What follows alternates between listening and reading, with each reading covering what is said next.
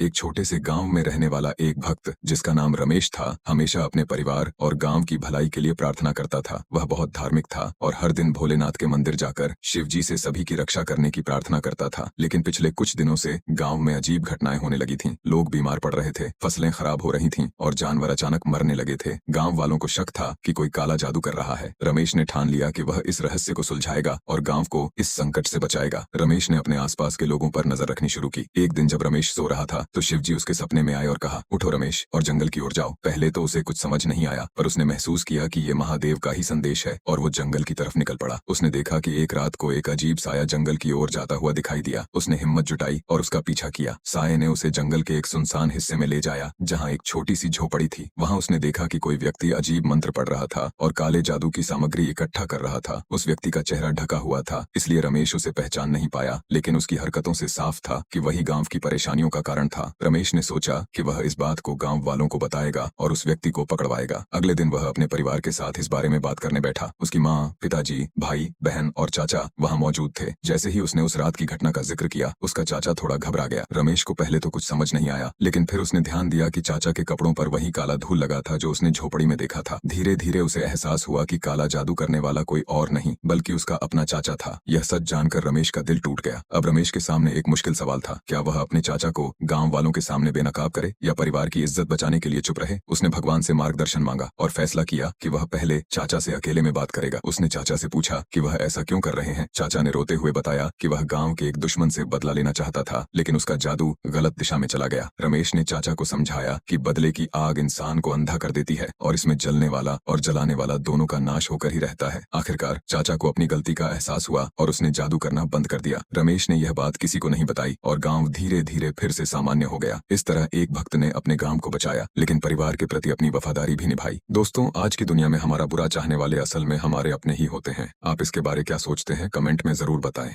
दोस्तों, वीडियो अच्छी लगी तो लाइक और कमेंट करके चैनल को जरूर सब्सक्राइब कर देना। आपका बहुत बहुत धन्यवाद।